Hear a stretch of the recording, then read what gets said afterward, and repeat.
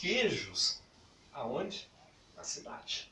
Isso, imagina você com 12, 13 anos, né, adolescente, e meus pais sempre primaram por uma formação educacional boa, nossa, a gente estudava nos bons colégios, e a gente era no caipira, né? Então a gente ia de charrete para a cidade. E aquilo, quando eu encontrava o meu amigo, eu de charrete, as minhas irmãs, o meu primo, era a maior vergonha pra gente, né? Porque, os roceiros lá, e a gente era caçoado, na verdade, né? Hoje não tem um nome diferente, que é o bullying, né? Mas na época a gente falava que era caçoado, né? Lá eles mexiam com a gente, mas era engraçado que isso era muito combustível, especialmente meu, sabe? Eu nunca me abalei com essas coisas, né? Você pode passar. É como eu estava te falando, né? Antes de eu empreender com a Doce da Roça, eu empreendi, estudei em Viçosa, e lá eu com de 15 para 16 anos, eu já vendia cachaça dos meus tios lá em todos os bares, em todos os DCEs da UFV. Então eu sempre, eu fazia bicicross, comprei minha primeira bicicleta com dinheiro da cachaça que a gente vendia. Isso que era a responsabilidade da minha mãe. Eu tinha 15 para 16 anos, primeiro ano do ensino médio. Ela já tinha me dado um Fusca para eu não ficar batendo a caminhonete dela na roça. E aí eu pegava esse Fusca, andava 70 km sem carteira, com 15 anos de idade.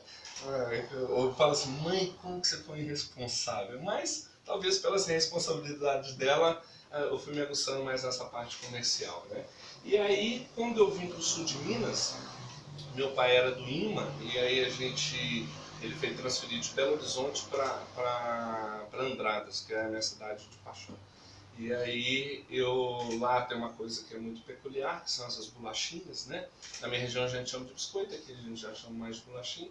E aí eu abri uma empresa que eu tinha passado no vestibular de medicina em Itajubá e eu não queria fazer. O meu pai falou assim, então você vai trabalhar, você não tem problema, eu vou trabalhar. E aí, por uma ironia do destino, comecei a fazer biscoito. Na verdade, eu tinha uma senhora que fazia comigo, né? A dona Alvarina foi a minha primeira sócia. E aí eu tinha uma pegada mais de marketing, gostava da coisa mais elaborada, ela fazia aquelas coisas bem caseiras mesmo, né? E aí eu coloquei uma investimento nisso, a gente fez uma sociedade e começou a Doce da Roça. Aí com o tempo, eu muito jovem, muito impetuoso ainda, né? Deixei de fazer medicina, passei no vestibular de administração, fui fazer administração aqui em Poço. E aí ela falava assim, ai Drauzio, a minha vontade, o meu sonho é ter um sobrado e ter a fábrica embaixo. Esse era o sonho dela, essa era a ambição dela, né? Era uma senhora de mais de 60 anos de idade. E a minha, com 20, 21 anos, falou assim, não, eu quero vender bolachinha para o mundo. Né? Então tinha aquela áurea, tinha aquela impetuosidade, aquela vontade de crescer, de prosperar e tudo mais, que é um combustível também. Né? Então eu comecei com a Doce da Roça, com a Pedaço de Minas. Você pode passar, por favor. A Pedaço de Minas, depois a gente separou a sociedade e a dona Alvarina, ela queria ficar com o que na sociedade? Ela queria ficar com um ativo imobilizado, ou seja, forno, assadeira, batedeira, essas coisas. Eu queria o nome, porque eu tinha criado, porque eu pensava que o seguinte, esse ativo imobilizado a gente poderia comprar de novo. A gente já tinha 5 anos de mercado, então quer dizer, o nome para mim era o bem mais intangível que a empresa podia ter. E aí ela saiu, ensinou a minha irmã, que é essa aqui, a Valesca, né, a fazer os biscoitinhos. E eu trouxe a Valesca para trabalhar comigo, ela é responsável pela produção e eu é responsável pela comercialização. Isso eu lembro que foi um dos primeiros equipamentos que a gente comprou, porque realmente a gente fazia tudo na mão, né, tudo muito artesanal, isso era uma batedeira, né? Isso foi em 2000, pelo menos 16 anos atrás, né? E aí falou assim, começou com o quê? Com a cara e a coragem. Eu lembro que na época eu tive que fazer uma conta seguinte, eu dava um cheque para pagar as coisas e eu tinha que correr, vender e pegar o dinheiro e cobrir o cheque. Eu comecei sem um tostão na minha vida de pequeno empresário. Na Pedaço de Minas a gente chegou a ter 28 funcionários, porque ela precisava de muita mão de obra, né? E eu lembro que na época a Ferreira estava vindo aqui para Poços de Caldas e eu falava assim, eu emprego por por real faturado, muito mais mão de obra que a Ferreira. Então eu sou mais importante que eles. Eles tinham que me dar um terreno e não lá para a Ferreira. É uma brincadeira à parte, mas realmente era muito mais artesanal a produção. Não tinha nada de uma produção em série, nada, né?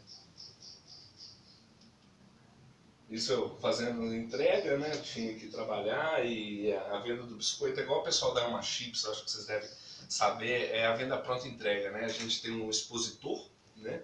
E igual a Alma Chips tem, aí vai dando rompitura, você passa, ao invés de você ir lá, tirar o pedido para ir na outra semana entregar, como é muito dinâmica a venda, é uma coisa de consumo imediato, você pega, abre e sai comendo, então você já chega fazendo essa rota e aí vê o que está faltando e você reabastece esse ponto de venda assim.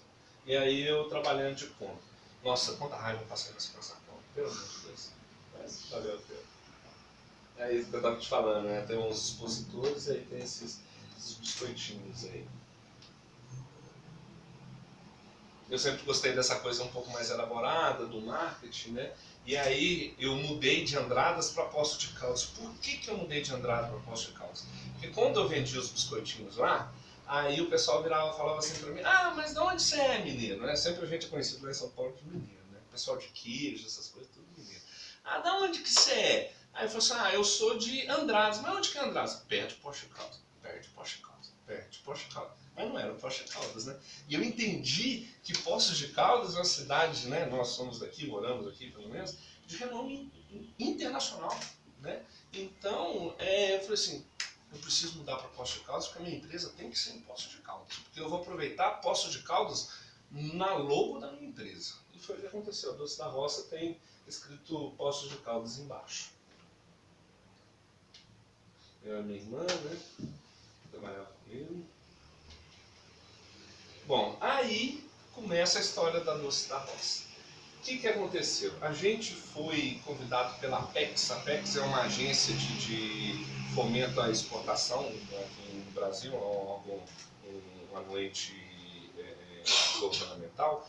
E a gente foi convidado a fazer levar os nossos produtos para uma feira internacional. Eu falei assim, nossa, para quem saiu lá do Caracor aqui, né, fazendo as bolachinhas, já ir para uma feira internacional, imagina como isso foi feliz, a gente recebeu isso, né, numa felicidade muito grande. E aí a gente foi convidado para essa feira lá nos Estados Unidos, em Nova York, no Jacob Center, que é um lugar, um maior evento. Como a gente pensa em A&B aqui em São Paulo, o Jacob Center é um dos maiores lá em Manhattan. Imagina, né? O pessoal brincava assim, Glaucio, o que você faz? Eu queimo uma rosquinha, né? Imagina eu queimar uma rosquinha lá no exterior, né? Então, quer dizer, foi uma coisa assim que deixou a gente envaidecido, muito alegre. Falei assim, puxa, é um reconhecimento de um trabalho, né? E aí, lá nos Estados Unidos, onde que eu tive um insight. O que aconteceu? A gente viu, eu e a minha irmã, a gente viu um doce gigante, doce não, um queijo gigante. Né? Aqui a gente tem o queijo Minas, imagina um queijo Minas grande, branco. Porque aqui a gente tem o parmesão, tem esses queijos meia cura, né? Então dá queijos grandes. Lá era branco, nem um tofu, nem um queijo Minas. E eu falei assim, nossa Valesca, parece uma cocada. Que a gente fazia cocada lá também, aí na roça. Aí eu falei assim, olha, tá aí. E uma coisa que aconteceu, a minha avó, no Recife Leitinho, a minha avó morreu e aí meus tios, minha tia, minha mãe, parou de mexer com a produção do doce. E eu sempre falava assim, nossa, isso é uma pegada legal. Eu falei assim, cara, eu vou reativar a produção de doce na roça. Lá em Ubá ainda, né, e eu trabalhando aqui. E aí eu falei assim, e outra, o diferencial competitivo meu vai ser o tamanho do doce. Porque aqui em Minas, a gente tem muitos doces bons, muitas fábricas boas de doce, né? E Kotler fala o seguinte, diferencial competitivo que não é percebido pelo consumidor, não é diferencial competitivo, é custo. Então, imagina a gente competir com essas fábricas de Caldas, Machado, aqui, do Triângulo Mineiro, e ser mais uma barrinha de doce, né, numa prateleira, num ponto de venda, né? Então eu falei assim, Valesca, vou fazer um doce do tamanho de uma roda de caminhão. Esse que vai ser o diferencial nosso. Vou fazer um doce gigante. E aí começou a briga, né? Começou uma discórdia na minha família com os meus tios, né? Fui chamar os meus tios para a gente voltar à produção, que alguns que moravam na fazenda ainda. E aí já tinha uma coisa, eu já era empresário mesmo que pequeno na Pedaço de Minas, e eu já detinha uma coisa. Primeiro, a vontade, e segundo, o capital. E eles tinham o know-how, mas já estavam cansados. Né? Então eu falei assim, não, vamos voltar à produção, eu boto o dinheiro aqui, a gente vai comprar mais taxa e tudo mais. Igual o dono da bola, né? O rapaz lá na pelada que é o dono da bola. Entendeu? Eu falei assim, não, vamos fazer isso, vamos dividir o time assim. E aí os meus tios falaram, aonde que pegou o negócio com os meus tios? Todo mundo italiano, imagina a discussão que não foi. Ele falou assim, Glaucio, mas vamos fazer o docinho quadradinho do jeito que a gente fez a vida toda. E deu certo. Se não, eu quero fazer um doce do tamanho de uma roda de caminhão. Mas pra que isso? E aí, como eu tinha um poder econômico já, né, perante a eles, né, e aí eu falei assim, não, essa é a minha condição pra gente começar a produção. E aí voltar à produção, é lógico, eles iam ganhar também, todo mundo está precisando de dinheiro, né? Eu não conheço ninguém que não esteja precisando de dinheiro. E aí eles resolveram começar a fazer os doces, mas dessa forma grande, né? E aí a gente perdeu muita matéria-prima, porque uma coisa é você fazer um doce pequeno, um tachinho, e outra coisa é fazer um doce numa barra de 100 quilos, né? A gente descobriu que o doce queimava, o doce não dava ponto. Mas passando, eles me xingavam de tudo com termômetro. Falou assim, não, mas não tem problema, perder mais tanto de abóbora. A gente chegou a perder 40 toneladas de insumo. Aí eu falei assim, não tem problema, eu estou pagando, vamos fazer de novo. Uma hora a gente acerta, sabe? Tentativa e erro. Se a gente não tem isso muito elaborado, tentativa e erro. E conseguimos, sabe? Conseguimos chegar no doce. E aí, isso aí é 2008, a primeira taxada de doce. Vocês podem ver que estou com todos os equipamentos, os EPIs, né? Tudo. Aí a bota, luva, né? Tudo. O doce quente, se caísse no pé, eu já ia pro hospital com queimadura de 3º grau no pé. Né? Mas era o melhor que estava tendo na época, né? Isso em 2008. Bom, o que aconteceu? Eu já tinha empresa aqui, que é a fábrica de bolachinha, e os meus tios produzindo lá em Ubá, que dá quase 700 km daqui, e eu vendendo em São Paulo isso, né? E aí eu falei assim, gente, eu preciso trazer isso para mais perto, né?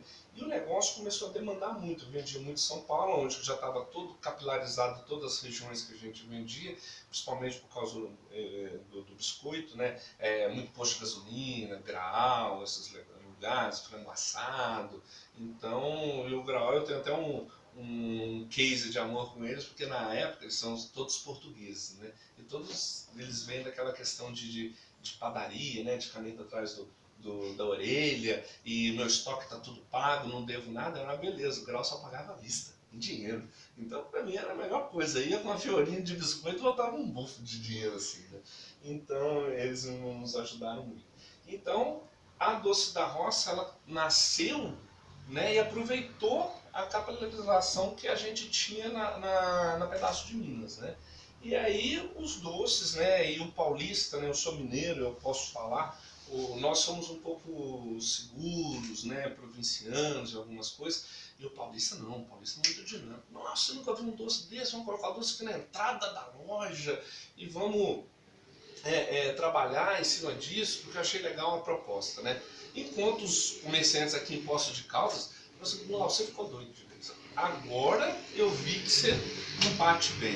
Porque uma coisa é você vender uma caixinha de biscoito com 100 unidades a R$ 1,45, que dá R$ 145. Uma outra coisa era você vender um doce de um sabor só, que custava R$ 2.190. Aí o pessoal do mercado falou assim, Glaucio, você pirou a cabeça, não vou comprar esse doce. Ah, não vai comprar? Então tá bom, não tem problema, deixa aqui. Vamos parar, pode passar.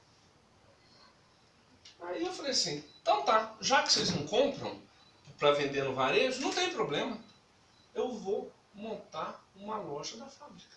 Nisso a produção já estava aqui, só esqueci de falar uma coisa. Os meus estavam muito cansados, a gente aumentando muito a demanda, aí a gente resolveu montar a fábrica aqui em Poços de Caldas. Foi onde eu fui, lá onde você conhece, lá que era um antigo laticínio, né?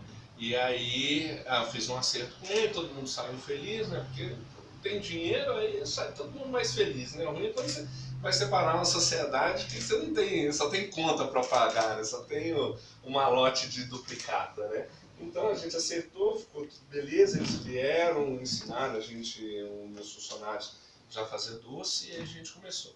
Aí a minha queda de braço era com os comerciantes aqui de Poços de Caldas, que eles não acreditavam no doce. Eu falei assim, gente, mas isso é uma ideia brilhante, né? Porque a gente tem que puxar a lata pra sardinha nossa, né? E por que vocês não querem comprar? Aí eu falei assim, não tem problema, eu vou abrir um varejo. Gente, desculpa o palavreado, mas comerciante tem hora que é nem puta, entendeu? Foi a gente abrir isso aí, a gente abriu dia 1º de janeiro de 2010 e começamos a vender. Essa loja era na João Pinheiro.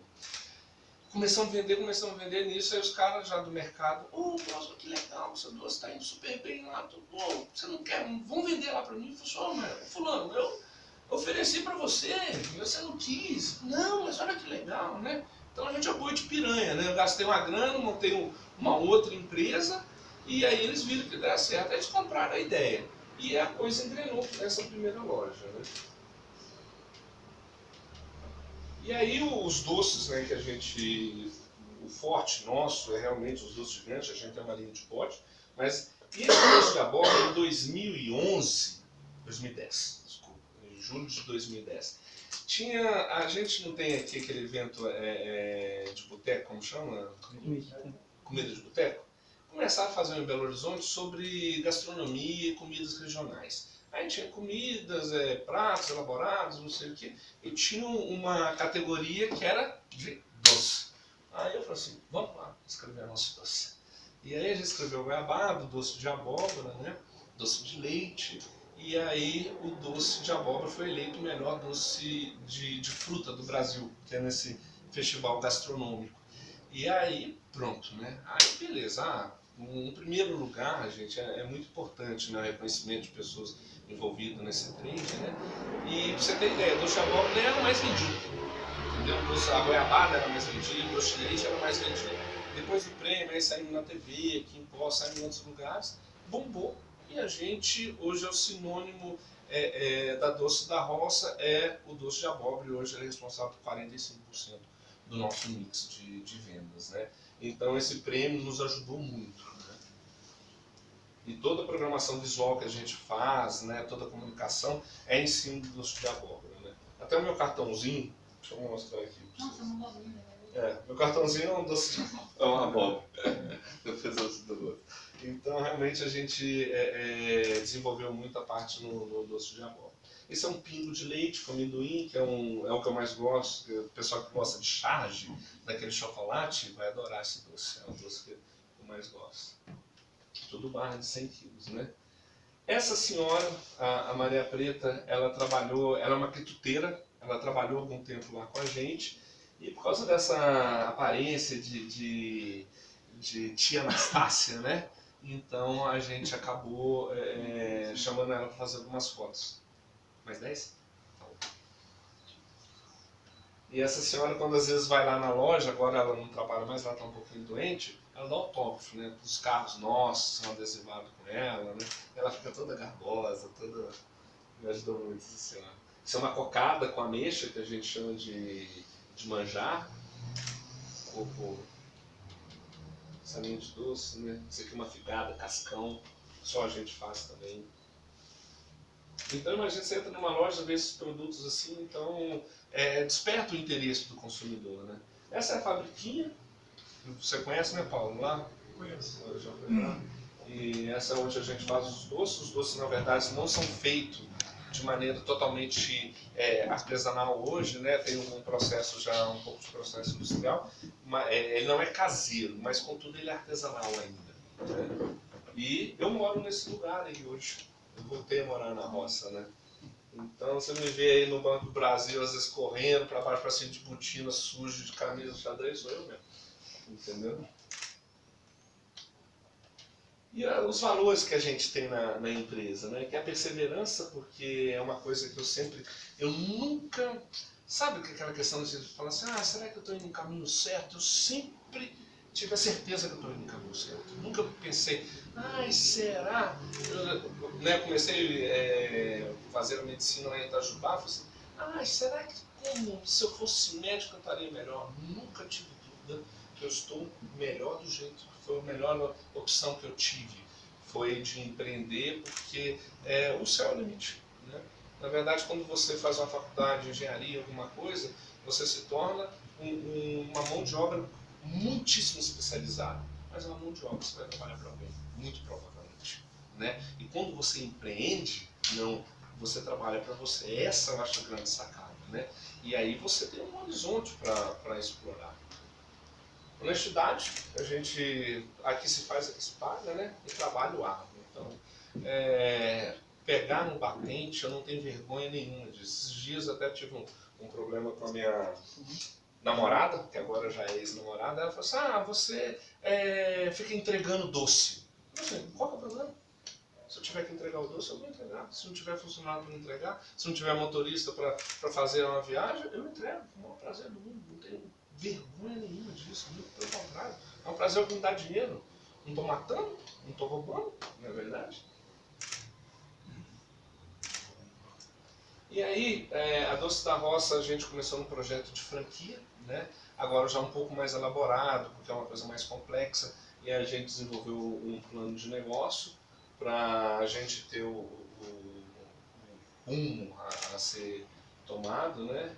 E captação de recursos em bancos também, às vezes BNDES precisa, porque às vezes você vai precisar, uma hora ou outra você vai precisar. Ou você não tem um sócio, eu na fábrica comecei a ter um sócio na época, que era o meu amigo pessoal, e acabou que não deu certo, porque ele já tinha uma outra empresa também, e na verdade a nossa amizade ficou um pouquinho abalada depois disso, dessa separação. Então eu falei assim, eu vou empreender sozinho, ou com a minha família, minha irmã, que depois ela foi para os Estados Unidos, porque pelo menos se der certo, mérito meu. Se não der, incompetência minha. Eu assumo total a responsabilidade sobre o que eu faço empresarialmente, né?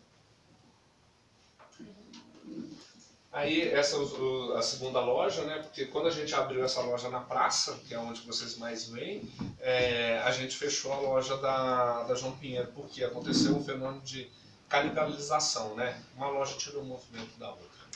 E aqui é muito mais bem situado. Esse é dentro da loja, né? E aí, o que é? As pessoas chegam lá, ficam maravilhadas e tudo mais, e falam assim, mas é um arquiteto. Obviamente tem uma arquiteta que é muito boa, que é a Bíblia, né? Arquiteta nas coisas que ela faz, mas tudo ali é as coisas que eu tinha de lembrança de quando eu morava na roça. Sabe, até o rangido da porta do banheiro, tudo isso é o que eu vivia na roça. E entrar na minha loja é um nostalgismo para mim. Tem uma paisagem que era a vista que eu tinha da janela da fazenda, que eu tinha uma foto. O prêmio que a gente falou, né? Já comentei com vocês. O nosso próximo projeto, né, é a maturação da franquia, que a gente chama de expansão. Aí abrir uma outra empresa, que é uma empresa franqueadora, que ela na verdade é uma prestadora de serviço. Então, agora esse ano que a gente vai tentar colocar isso em prática de fazer o quê? O plano de expansão nosso contempla 50 lojas em 5 anos no estado de São Paulo. Então, mostrar essa experiência, que quando você vai dentro da Doce da Roça, você tem uma experiência, sabe? Você lembra da roça, lembra da casa do tio, do avô, quando você era criança. Todo mundo, às vezes as pessoas choram lá dentro. Então, eu quero mostrar mais isso para outros lugares, para as outras pessoas, porque realmente é uma experiência muito bacana. Então, e como a gente atende muito paulista, a primeira expansão vai ser para o estado de São Paulo. Selo de agricultura familiar, né? Porque é um produto que é feito na roça, a gente produz algumas coisas lá, e agora a gente está começando a fazer um pomar orgânico, que depois a gente vai ter visitação lá para ver como que é feito o doce e tudo mais.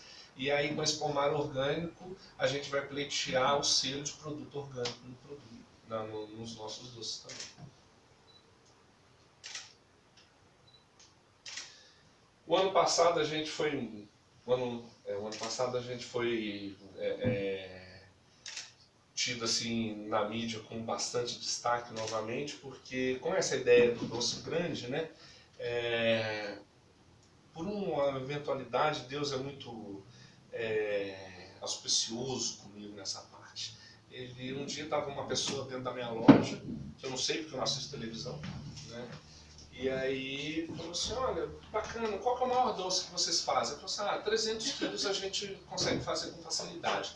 Aí eu falei assim, se você fizer um de meia tonelada, eu vou te colocar no meu programa. Eu falei assim, não, desculpa, programa o quê? É programa de rádio e tal? Eu falei assim, não, programa televisivo. Aí eu falei assim, mas é regional? Eu falei assim, não, nacional. Aí eu falei assim, como que ele chama? Aí ele falou assim, você não me conhece? Eu falei assim, desculpa, quase não assisto TV. Aí era aquele gordinho lá do Domingo é Show, do SBT, esqueci o nome dele. E aí ele falou assim, se você fizer um doce de meia tonelada, eu vou te colocar no meu programa. Aí eu falei assim, então, sério mesmo? Sério? Eu falei assim, eu faço então. Eu gosto de desafios. Aí ele falou assim, então o pessoal da minha equipe vai entrar em contato com vocês. Aí na segunda-feira já entrou o pessoal de produção deles, entraram em contato com como que a gente vai viabilizar esse doce, né? Fazer um doce de meia tonelada. E aí a gente fez, foi SBT não, Record, desculpa. E aí a gente fez esse doce, eles ajudaram, né, no negócio de transporte. E o que aconteceu? Esse doce ia ser no domingo, e a matéria ia ser no domingo ao vivo, e que o Cristiano Araújo morreu. Né, no final de semana que o produto já estava lá em São Paulo. Aí falou assim, olha, a pauta caiu. Eu falei assim, o que a pauta caiu? Né? Eu falei assim, e o doce que eu vou fazer com ele? Comer, né? Entendeu? Meia tonelada de doce aí, né? Aí eles falaram assim, não, então a gente vai colocar você em outro programa. Colocou no da Ana Hickman. E foi super legal, sabe? Teve uma audiência tremenda. Voltamos com o doce pra cá, depois teve aquele que concorre com o Fantástico. E aí foi divulgando mais, aí depois todas as outras emissoras vieram fazer matéria com doce. Aí veio a Globo e tudo mais, né? Mais uma vez aquela coisa, né? Você fez, agora eu também quero e tudo mais. E esse doce a gente colocou na loja, foi certificado pela Rank Brasil, que é a empresa que homologa os recordes nacionais, e isso fazia parte do nosso acordo com a Record. E aí pesou-se o doce, aí vem político, né? Todo mundo querendo até ajudar a carregar o doce. E aí deu 551 quilos esse doce, né? O pessoal, os vereadores, ficaram lá perto, fechou a rua lá perto da Câmara, né? E foi aquela loucura, enfim. Então deu uma repercussão, eu contratei uma assessora de imprensa. Nessa brincadeira, né, esse doce a gente vendeu na loja, demorou 21 dias para fazer, e vendemos em 9 dias. E aí, nessa brincadeira, o retorno de mídia foi em torno de, se a gente tivesse gastado 3 milhões e meio de reais. A gente não gastou 10 mil reais. Né? Deixa eu ver se tem mais alguma coisa aqui. Gente, é bonita a mulher. Nossa senhora, mas é bonita. É super simpática. Muito legal, é muito bacana. O Celo, o outro cara também muito bacana. Essa é a fábrica, né? A loja. E final de semana a gente faz o doce com aquela senhora, né? A Maria Preta, que a gente chama ela. Ela vinha e fazia o doce, né? E esse doce a gente não cobra, as pessoas vão lá e comem, experimentam, né? Essa questão de pessoal de São Paulo, né? Uma criança nunca viu como que é um fogão a lenha, o doce, comer o doce quente do tacho. Então a gente vende uma experiência rural na loja, é isso que a gente não vende só doce e tudo mais. É o café coado no coador, é o pão de queijo que é feito nesse fogão. O melhor feito... pão de queijo que tem. Você viu? É legal. Eu tô querendo já montar uma fábrica de pão de queijo. Quem gosta lá, quem comeu vai comer. É campeão, né? O pão de queijo é feito com 16 ovos caipira, ele é bem amarelinho, com 4 tipos de queijo. Tem um pedaço de provolone dentro dele, salpicado com parmesão. Gente, é bom. É um pão de queijos. Muito bom. Tanto que a gente saiu na lista tem uma lista do estado de Minas, os 10 melhores pães de queijos para se comer em Minas, a gente saiu no começo do ano. Então eu já estou pensando, assim, puxa, como que será que dá para Porque a gente faz tudo muito artesanal lá na loja, né? O pão de queijo. E a gente assa só de 8, que cabe dentro da assadeira. O povo fica esperando, sai 8. Já tá tudo vendido, aí sai 8. Aí eu já tô pensando, podia, né? A gente podia ganhar dinheiro com esse pão de queijo em escala maior, né? Então eu já fico pensando, puta, eu vou fazer isso sem perder essa característica. Você causou briga lá em casa. Causou? Porque meu pai é o melhor pão de queijo que tinha no mundo. Eu comi outro, meu pai falava, foi pai, agora. Você precisa ver, o pessoal fica lá na loja esperando o pão de queijo sair. Não, eu não tinha esperado, tal. Às vezes dá até uma certa confusão. Mas é bom isso, né? Acho que não tem mais nada, né? É isso, gente. Eu queria falar, bater esse papo. Querem perguntar alguma coisinha? A gente tem um tempinho? Depois é só no final. A gente podia somar aí as perguntas e a gente Tá. faz no final só pra não atrasar muito. Beleza. O papo dos outros também. Então tá jóia. Mas, ó, uma salva de palmas. Tá.